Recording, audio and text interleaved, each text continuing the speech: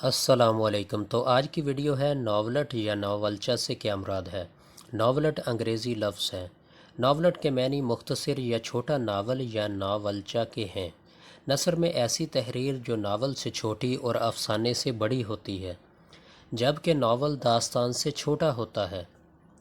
Novelette کو چھوٹا novel یا طویل افسانہ بھی کہا جا سکتا ہے۔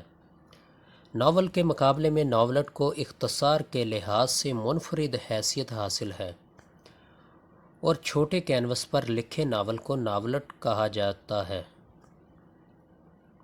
گویا کہ ناولٹ کوئی علیحدہ صنف نہیں بلکہ چھوٹے ناول کی ایک شکل ہے۔ اردو میں ناول کی طرح ناولٹ بھی مغرب سے آیا۔ 1960 کے بعد اردو میں کثیر تعداد میں ناولٹ شائع ہوئے،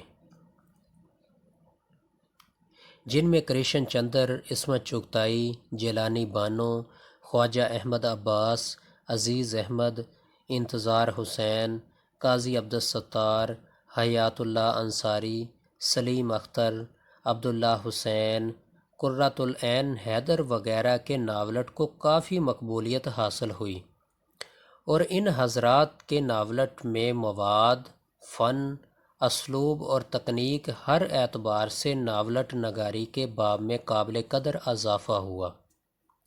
تو امید ہے آپ یہ جان چکے ہوں گے کہ ناولٹ اور ناولچہ سے کیا مراد ہے، کیونکہ طویل جو داستان ہوتی ہے اسے، یا طویل قصہ کہانی ہوتی ہے اسے کہتے ہیں داستان، اور داستان کے بعد آتا ہے ناول، اور ناول کے بعد جو ہے مختصر اختصار کے ساتھ جو ہے وہ ہے ناولٹ یا ناولچہ، اور اس کے بعد جو آتا ہے وہ ہے افسانہ، اور افسانے کے بعد آتا ہے افسانچہ۔